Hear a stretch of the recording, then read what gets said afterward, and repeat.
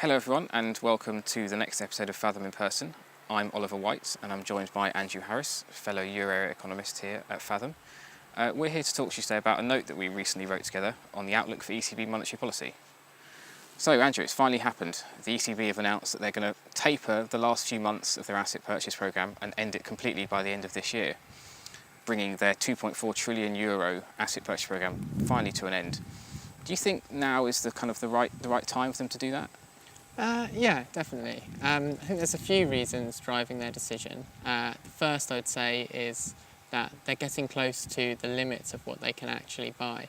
So in terms of the amounts of assets they can buy, they are constrained by several sort of conditionals which Yes. they've imposed. So the first one is that they can only buy a certain amount of each bond produced by each country. Yes. So they're getting close to those limits for countries like Germany, where there isn't a huge amount of debt outstanding. Yeah. And they can't just switch to buying other economies' debts. Like, for example, Greece, For example, Greece, which isn't included within the programme. Yeah. But there's also, they have to buy assets roughly in accordance with the capital key. Yes. So roughly in regards to the size of each economy. So they're getting close to those limits, which means there isn't much more for them to buy. The second reason is higher inflation. So euro area inflation hit 2% in June, which is, of course, the ECB's target.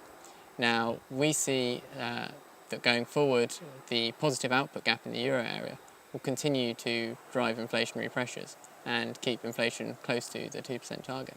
Interesting, yeah. So as part of this note, we've actually looked at a concept known as the Taylor rule, which is basically puts equal share on the output gap and inflation deviations from the ECB's target, for example.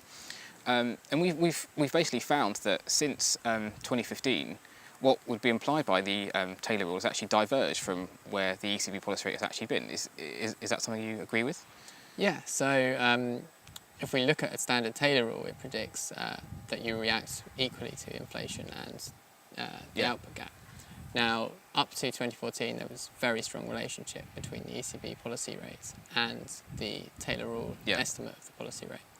Since 2015, other economic headwinds have meant that the ECB policy rate has been well below what a standard Taylor rule would predict. However, now we see that these headwinds are fading, and the ECB is likely to start tightening the policy rate soon. Yeah, exactly. And at their most recent monetary policy meeting back in June, they've explicitly said that they're not going to start raising interest rates until at least the summer of next year. So it's still fairly vague. But nevertheless, it's caused us to change our view slightly on that. We've pushed back our previous call, which was for 2 rate hikes next year, to only 1 at the end of 2019 and then a further 1 at the start of 2020.